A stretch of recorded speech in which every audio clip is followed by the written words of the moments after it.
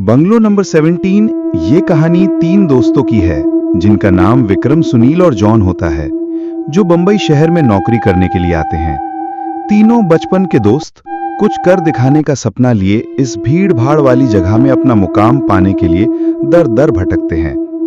उन्हें कोई भी रास्ता नजर नहीं आता। अपने छोटे से गांव में रहकर कॉलेज की पढ़ाई करने वाले सुनील और विक्रम ने कभी सोचा भी नहीं था कि सफलता पाने के लिए इतना दर्द झेलना पड़ता है। वहीं जॉन अपने पापा के बिजनेस में पहले से ही संघर्ष कर चुका था, जिस वजह से उसे इन सब चीजों की आदत सी हो गई थी।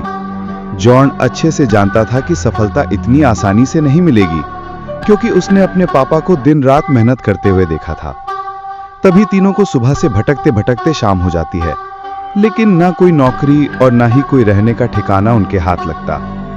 तीनों मायूस होकर एक छोटे से होटल में खाना खाते हैं। दरअसल उनके पास कोई खास पैसे भी नहीं होते। वो तो सिर्फ अपनी 1-2 दिन की व्यवस्था बनाकर निकले थे। उन्हें लगा था कि आते ही उनके साथ कोई चमत्कार होगा और उनको नौकरी मिल जाएगी। तीनों एक बिल्डिंग के पास पहुंच जाते हैं। कुछ देर बाद सभी बिल्डिंग के गेट के पास बैठ जाते हैं। 1-2 घंटा बैठे हुए गुजर जाते हैं।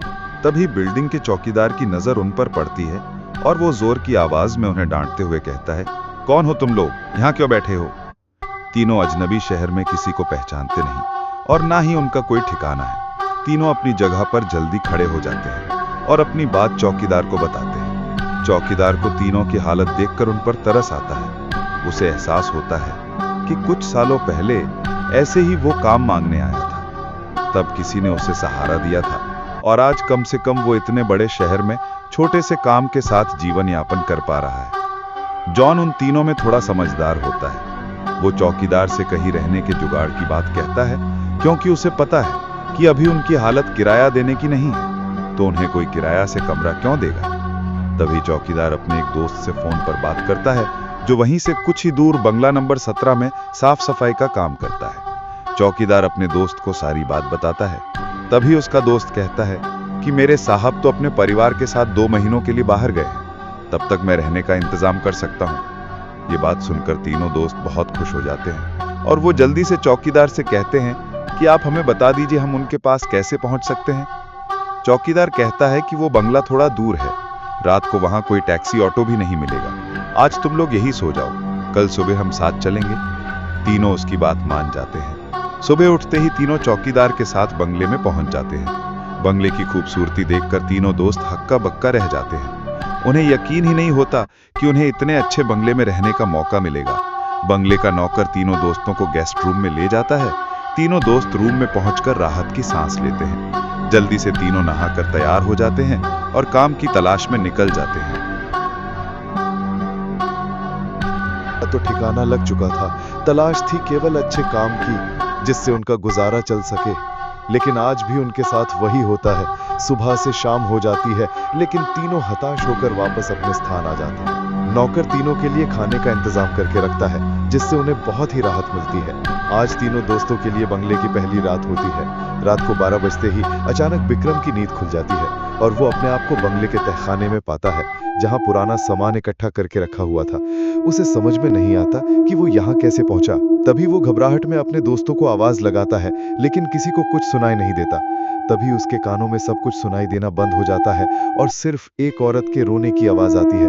विक्रम चिल्लाकर पूछता है, कहाँ हो तुम, क्यों रो रही हो? अगले ही पल विक्रम अपने बिस्तर में होता है। वो डर के कारण पसीने से लथपथ हो जाता है। वो अपने दोस्तों को जगाता है। सुनील और जॉन दोनों उसकी बात का मजाक उड़ाते हैं और कहते हैं, तुमने कोई सपना देखा होगा, इस बंगले में तो हमारे अलावा कोई भी नहीं है। और विक्रम भी अपने दोस्तों की बात का यकीन करके इस घटना को बुरा सपना समझकर नजरअंदाज करके सो जाता है। सुबह उठते ही तीनों दोस्त फिर से तैयार होकर काम ढूंढने निकल पड़ते हैं। लेकिन जैसे ही वो बंगले के गेट से बाहर निकलते हैं, अचानक कोई औरत आकर विक्रम को चिट्ठी देती है, जिसमें लिखा होता है, तुम इस पते पर जाओ तो काम मिल जाएगा। और औरत अचानक भागते हुए उनकी नजरों से ओझल हो जाती है। तीनों दोस्त की सोच में पड़ जाते हैं कि हमें काम की जरूरत है, ये इस औरत को कैसे पता। लेकिन तीनों को काम की बहुत जरूरत होती है। उन्हें लगता है कि भगवान ने उनकी मदद करने के लिए किसी को भेजा होगा और तीनों उसी दिशा में आगे निकल जाते हैं जहां का पता उस कागज में लिखा होता है।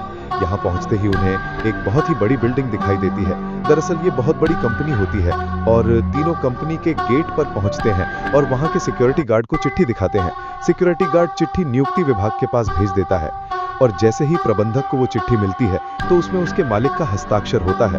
वो उन तीनों से पूछता है, आप हमारे मालिक को कैसे जानते हैं? तभी विक्रम जवाब देते हुए कहता है, मैं तुम्हारे बॉस का दोस्त हूँ। अब प्रबंधक के पास इनको काम न देने के अलावा कोई विकल्प नहीं होता। इस कंपनी के मालिक का हस्ताक्षर जो उस चिट्ठी पर मौजूद था।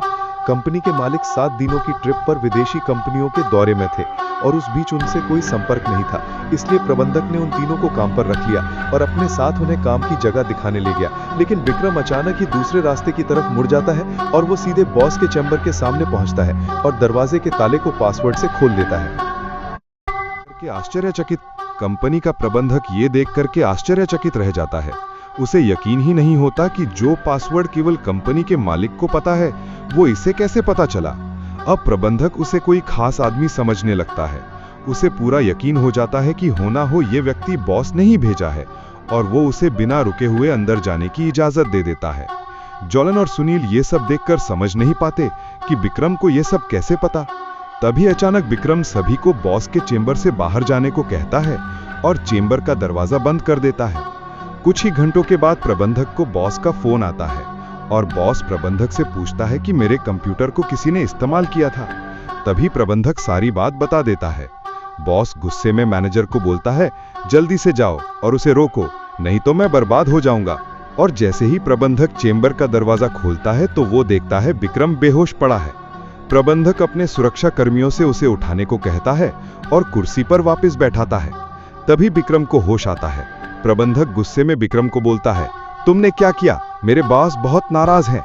लेकिन विक्रम को कुछ याद नहीं कि वो अपने बंगले के गेट से यहाँ तक कैसे आया है। दरअसल वो बंगला पहले उसी बॉस का होता है और बॉस ने बंगले को अपने ऑफिस की एक लड़की के लिए खरीदा था और कभी कभी साथ रहता था, जो कि उसके कंपनी में काम करती थी। बॉस पहले से ही शादीशुदा था और ये बात अच्छे से जानता था कि एक ना एक दिन वो लड़की उसके लिए खतरा बन सकती है।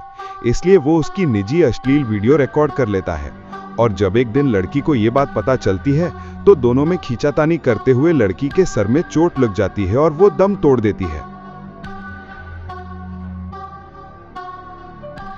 बॉस बंगले के गार्डन में ही लड़की को दफना देता है और लड़की की मौत के साथ ही उसका राज दफन हो जाता है।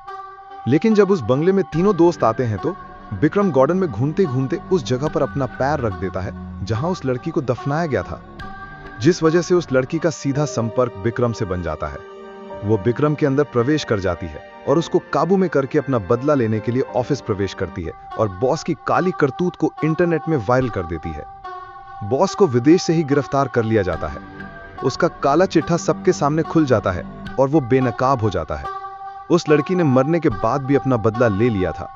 अब शायद उसकी आत्मा को शांति मिल जाएगी। तीनों दोस्त उस बंगले को बुरा सपना समझकर भूल जाते हैं और इस दर्दनाक भूतिया कहानी का अंत हो जाता है। दोस्तों, ये थी बंगलो नंबर 17 की कहानी। अगर आपको ये कहानी अच्छी लगी हो तो आप मेरे चैनल को लाइक और सब्सक्राइब करें और बने रहें हमारे साथ। मिलते हैं अगले वीडियो में, तब तक के लिए जय हिंद।